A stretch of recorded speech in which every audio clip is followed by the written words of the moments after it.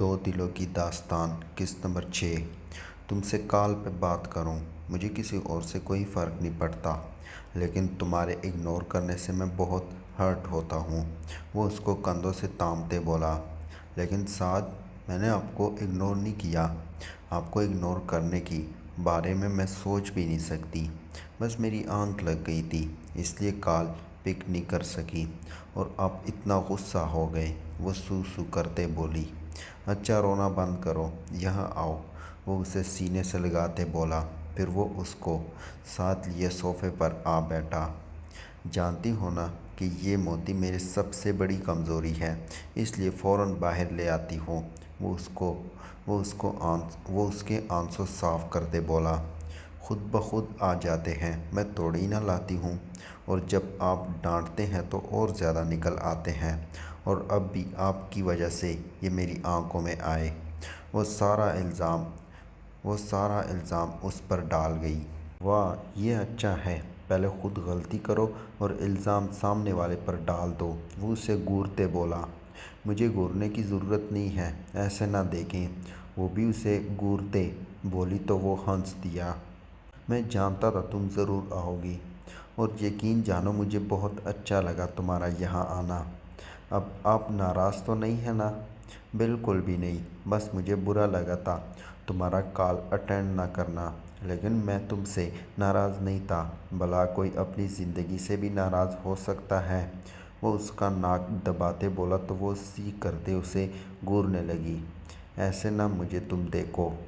وہ اس کے گھورنے پر گانا گانے لگا جب اقصیٰ نے سرحد سے اس کے منہ پر ہاتھ رکھا۔ بہت برے ہیں آپ، اور اٹھ کر وہاں سے چلی گئی۔ پیچھے سے وہ کھل کر ہنسا تھا۔ اتنے دنوں سے جو موڈ خراب تھا وہ ایک دم سے ہی فریش ہو گیا تھا۔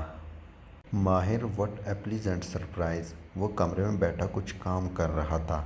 جب ماہر کو دیکھتے اس نے لیپ ٹاپ سائیڈ پر رکھ دیا اور اٹھ کر اس کے گلے لگا۔ کتنا عرصہ ہو گیا تھا اسے اپنے بھائی سے دور رہتے۔ جب سے وہ خطرناک حادثہ ہوا تھا، اس کے بعد سے اس کو ایم کے نے باہر بھیج دیا تھا۔ ماں باپ اور بہن کو کھونے کے بعد وہ اسے نہیں کھونا چاہتا تھا۔ کچھ دن پہلے ہی وہ واپس آیا تھا، تب ایم کے گھر نہیں تھا۔ آج ہی وہ واپس آیا تھا اور اپنے چھوٹے بھائی کو دیکھا تو بہت خوش ہوا۔ بھائی، میں اب کہیں نہیں جاؤں گا، یہیں رہوں گا آپ کے پاس، ماہر نے اسے ٹائٹ ہگ کرتے کہا۔ اس کی بات سن کر وہ مسکرا دیا۔ وہ آج بھی چھوٹا سا بچہ تھا اس کے لیے۔ وہ اس کو خود سے الگ کرتا، اس کا ماتھا چومتے اسے دوبارہ سینے سے لگا گیا۔ اس بات کو بعد میں ڈسکس کریں گے، آ جاؤ کھانے کا ٹائم ہے، کھانا کھاتے ہیں، وہ اسے خود سے الگ کرتے بولا۔ بھائی، میں سچ کہہ رہا ہوں، میں واپس لندن نہیں جاؤں گا، اور یہاں کچھ کالجز میں اپلائی کیا تھا، اور مزے کی بات آج میرا پہلا دن تھا کالج میں۔ ماہر آتے ساتھ ہی جاب بھی مل گئی۔ مجھے اس بارے میں بتانا بھی ضروری نہیں سمجھا تم نے؟ ایم کے کو بہت غصہ آیا تھا۔ یہاں جگہ جگہ پر اس کے دشمن تھے، وہ نہیں چاہتا تھا کہ کوئی اس کی کمزوری پکڑے۔ بھائی، مجھے بہت بھوک لگی ہے، چلے پہلے کچھ کھاتے ہیں، اس بات کو بعد میں ڈسکس کرتے ہیں۔ ماہر جانتا تھا وہ غصہ ہو گیا، اس لیے بات ٹال دی تھی تاکہ بعد میں وہ سکون سے اپنے بھائی کو سمجھا سکے۔ کھانا ختم کرتے ہی ایم کے نے اسے اپنے کمرے میں بلایا تھا۔ وہ کمرے میں آیا تو وہ کھڑکی کی طرف منہ کیے کھڑا تھا۔ بھائی، ماہر نے بلایا تو وہ اس کی طرف مڑا۔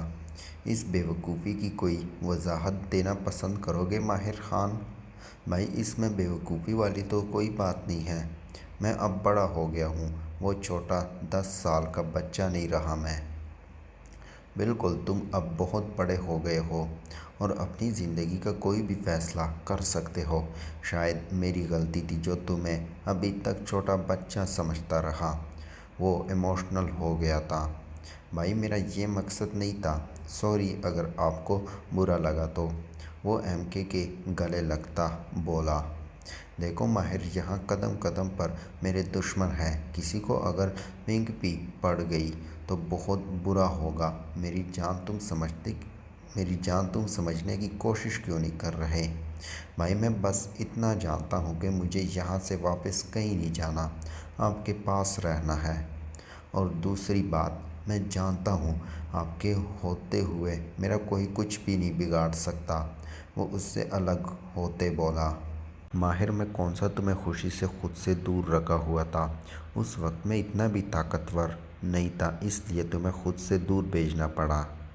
تو بھائی اب تو آپ کے پاس پاور ہے نا، اب تو مجھے خود سے دور نہ بھیجے۔ مجھے پتہ ہے میں یہاں خود کی حفاظت نہ بھی کروں تو آپ ہیں نا میری حفاظت کرنے کے لیے۔ ماہر تم اتنے ضدی تو نہیں تھے۔ اچھا ٹھیک ہے، اگر تم یہاں رہنا چاہتے ہو تو گارڈ 24 گھنٹے تمہارے ساتھ رہیں گے۔ اور دوسری بات، آفس جوائن کرو، اپنا کالج میں سر کھپانے کی کوئی ضرورت نہیں ہے، اتنا بڑا بزنس مجھ سے نہیں سنبھلتا۔ وہ راضی ہوتے بولا، بھائی کالج نہیں چھوڑ سکتا میں، آپ تو جانتے ہیں مجھے ٹیچنگ پسند ہے، اور رہی آفس کی بات تو کالج کے بعد میں آفس آ جایا کروں گا۔ ایم کے کی بات سن کر اسے فوراً صفا کا خیال آیا تھا، جب اس نے کہا تھا کہ ہم تو کوآپریٹ کر لیں گے لیکن کوئی ہمارے ساتھ بھی کوآپریٹ کرے تو۔ ماہر باہر جا کر تم بہت ہی ضدی ہو گئے ہو۔ ٹھیک ہے جو جی میں آئے وہ کرو، لیکن تمہاری سیفٹی پر کوئی کمپرومائز نہیں ہوگا، گارڈ ہر وقت تمہارے ساتھ ہوں گے، انڈرسٹینڈ؟ جی بھائی آپ ٹینشن نہ لیں، جیسا آپ کہیں گے، جو کہیں گے میں بالکل ویسا ہی کروں گا۔ اب خوش؟ تم خوش تو میں خوش میری جان، تمہاری خوشی سے بڑھ کر مجھے اور کچھ بھی عزیز نہیں ہے۔ تھینک یو بھائی، اینڈ آئی لو یو، وہ پھر سے بھائی کے گلے لگتے بولا۔ آئی لو یو ٹو، وہ اس کا سر چومتے بولا۔ وہ جیسے ہی کالج آیا سب کی نظریں اس پر ٹک گئی تھیں، وہ تھا ہی اتنا خوبصورت، اوپر سے نیلی آنکھیں دونوں بھائیوں کو اور بھی خوبصورت بناتی تھیں۔ اس کے آس پاس اتنے گارڈ دیکھ کر سب ہی اس کی پرسنالٹی اور پاور سے متاثر ہوئے تھے۔ وہ کلاس میں آیا تو سب کو جو خوش گپوں میں مصروف تھے سیدھے ہو کر بیٹھ گئے۔ زارا آپی کل تک تو سر چڑھے چاند تھے، آج یہ فوج لیے کیوں گھوم رہے ہیں؟ کیونکہ گرلز کیمپس میں شوخیاں بھی تو مارنی ہیں، مروہ نے پوچھا۔ زارا سے تھا جواب صفا کی طرف سے آیا۔ کیا بول رہی ہو، شرم کرو، سر ہیں وہ ہمارے۔ مروہ اسے ڈپٹتے بولی، سر ہے تو کیا سر پر چڑھا لوں؟ وہ بھی صفا تھی، تم سے تو بات کرنا ہی فضول ہے، تو نہ کرو، میں نے منت کی تھی کیا تمہاری؟ وہ دونوں نیچی آواز میں ایک دوسرے سے لڑنے میں مصروف تھے، جب سر کی آواز آئی، آپ دونوں نے اگر باتیں کرنی ہیں تو باہر جا سکتی ہیں، کلاس کو ڈسٹرب نہ کریں۔ کلاس کے دوران اسے ڈسٹربنس بالکل پسند نہیں تھی، وہ کب سے انہیں گسر پسر کرتے دیکھ رہا تھا۔ نو سر، ایسی کوئی بات نہیں ہے، سوری سر، مروہ نے تو جھٹ سے سوری کہا تھا، جبکہ صفا کی تو لاٹری لگ گئی تھی، اس کا موڈ نہیں تھا کالج آنے کا، لیکن مروہ زبردستی اسے ساتھ لے آئی تھی، اس لیے وہ اس سے ٹھیک سے بات نہیں کر رہی تھی۔ سر کے کہنے کی دیر تھی، وہ جھٹ سے بیگ اٹھاتے کھڑی ہو گئی۔ سر میں زارا کو بھی ساتھ لے جاؤں؟ زارا جو پہلے ہی پڑھائی سے بھاگتی تھی، صفا کی بات سنتے خوش ہو گئی تھی۔ جی نہیں، صرف آپ جا سکتی ہیں، انہوں نے کچھ نہیں کیا تو اس لیے وہ کلاس اٹینڈ کرے گی۔ یہ سنتے ہی زارا کے دماغ میں جھٹ سے آئیڈیا آیا، اس نے ساتھ بیٹھی مروہ کی پونی زور سے کھینچی تھی کہ بے ساختہ ہی وہ اس افتاد پر چیخ پڑی۔ سب اس کی طرف متوجہ ہوئے۔ مروہ کیا ہوا، آپ ٹھیک ہیں؟ وہ فکر مندی سے اس کے پاس آیا جو آنکھوں میں موٹے موٹے آنسو لیے رو رہی تھی، جبکہ صفا بڑی مشکل سے ہنسی روکے کھڑی تھی، اس نے اپنی آپی کی کرستانی دیکھ لی تھی۔ سر زارا آپی نے اتنے زور سے میرے بال کھینچے، وہ روتے ہوئے بولی۔ زارا یہ کیا بدتمیزی تھی، ماہر کو غصہ آیا تھا۔ سر میں نے بال نہیں کھینچے، اس کی پونی ڈھیلی ہو گئی تھی تو میں نے سوچا ٹائٹ کر دوں۔ वो मासूम सा मुंह बनाते बोली, जबकि मरवा मुंह खोले उसे देख रही थी। सर, ये झूठ बोल रही है, मरवा ने कहा तो सर ने सफ़ा और ज़ारा दोनों को क्लास से बाहर निकाल दिया। वो दोनों बाहर आए तो एक दूसरे की तरफ देखकर हंस दिए। माहिर जानता था वो दोनों बहुत शरारती हैं। उनसे बाद में निपटने का सोचते वो लेक्चर देने लगा, जबकि मरवा को उसने बड़ी मुश्किल से चुप करवाया था। वो दोनों मज़े से कैंटीन चले गए थे। रफ़ीक, क्या बात है, कुछ परेशान लग रहे हैं? ऑफ़िस में कोई मसला है क्या? नहीं फ़ातिमा, ऑफ़िस का कोई मसला नहीं है। मस्तिष्क के होते हुए कोई परेशानी नहीं हो सकती। तो फिर इतने परेशान क्यों हैं? आज अपना जुड़वा भाई शिद्दत से याद आ रहा है। न जाने कहाँ होगा, किस हाल में होगा। वो बहुत अफसरदा दिखाई दे रहे थे। रफ़ीक साहब, इतने साल गुज़र गए हैं। आप बाबा जान सद्दाम साहब से बात करें ना, हो सकता है वो मान जाएं। फ़ातिमा उनके कंधे पर हाथ रखते बोली। बाबा कभी नहीं मानेंगे फ़ातिमा, तुम नहीं जानती वो अपने असूलों के कितने पक्के हैं। एक बार जो वो ठान ले वो करके ही रहते हैं। इतने साल गुजर जाने के बाद भी वो उसे माफ़ करने को तैयार नहीं है। रफ़ीक साहब जानते थे कि सद्दाम साहब कभी नहीं मानेंगे। वो पहले भी एक कोशिश करके देख चुके थे। ज़हरा बेगम के कहने पर भी वो अपने फ़ैसले पर डटे रहे थे। रफ़ीक साहब, क्या मोहब्बत की शादी करना इतना बड़ा जुर्म है? नहीं, मोहब्बत की शादी करना कोई जुर्म नहीं है, लेकिन जो तरीक़ा उसने अपनाया था वो गलत था। देखा जाए तो उस वक्त हालात ही कुछ ऐसे थे कि ना हम बाबा को गलत कह सकते थे ना उसको। लेकिन जो भी हुआ था बहुत बुरा था। सच कहते हैं बाबा, उनकी इज्जत पर बात आई थी तो वो कैसे बर्दाश्त करते। लेकिन इस बात को काफ़ी अरसा गुजर गया है, किसी को याद भी नहीं होगा कि क्या हुआ था। तो आप दोबारा कोशिश करें, हो सकता है बाबा मान जाएं। देखे, बेजा की नफ़रत और ज़िद में कुछ नहीं रखा। लोगों का तो काम है बातें करना। उस वक्त जो तमाशा उन लोगों ने किया था, अब वो लोग हमको बेसुकून करके ख़ुद सुकून से रह रहे हैं। अगर हम लोगों की सुनते रहें तो कभी खुश नहीं रह सकेंगे। आप बात ज़रूर कीजिएगा बाबा जान से, बाकी अल्लाह बेहतर करेगा। बात करूँगा, देखते हैं क्या होता है। वो भी खामी बरते सोने के लिए लेट गए, लेकिन सारी सोचें अभी भी दिमाग में घूम रही थी। न जाने बाबा मानते भी थे या नहीं।